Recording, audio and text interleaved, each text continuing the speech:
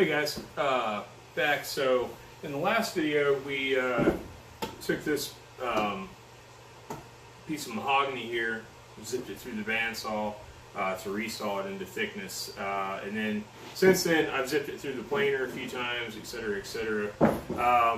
So we're going to talk a little more about yield and things like that. So it's oftentimes I'll find myself with scrap pieces, you know, offcuts. By the time I cut a body blank or something, I've got all these little oddball pieces. Well, for the Flying V's in particular, because of the way that these things are set up, I make these three-piece bodies. Now, these center blocks here will become the core of the guitar. Pickups, tremolo systems, necks, all that will mount to this one core piece here. And then from there, I'll glue the wings on. So if you see here, it might be a little difficult to see. I'll try to pull it up some. So if we were to do a two-piece body, this piece is just big enough to get the two pieces out. So we got one here and one here, and then we fold those and make them into one. But that's not very good yield, and this is mahogany. It's increasingly hard to come by, I mean, within reason. But either way, we don't want to be wasteful with our wood. So since I always end up with weird oddball blocks and things like that, I thought this would be a great way when I designed the V to design it around a three-piece body. I use stringers to go in between the wings and the core piece to add like a nice decorative detail. A lot of times those will be a contrasting material like walnut or flame maple. So these here are approximately 4 inches. Now when you're designing your own stuff, place it whatever you end up having a lot of.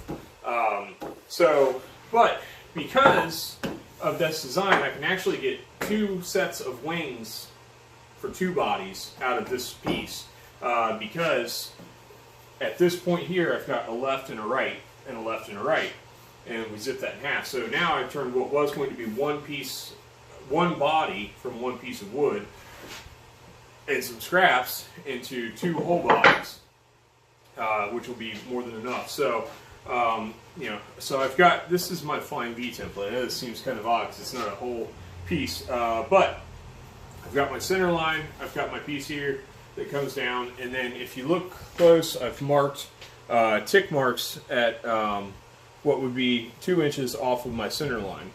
Again, I used a 4-inch piece there. So when you use that, and as you see it here, here's the center and here's the offset. We only need from here to here. So that gives us really good yield. So it shrinks that up so I can get one piece here and then rotate it and get the other piece here. Then those would get flipped and then become twins to each other. So it's all about kind of like understanding like what you can get out of your pieces and trying to maximize your yield.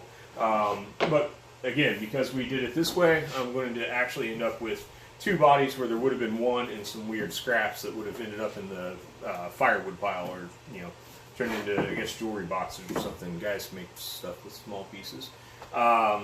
So anyway, yeah, just some things to kind of consider there when you're doing your layouts. I guess we'll stop this video for now, and I might set back up and show you some of the cuts on the bandsaw here.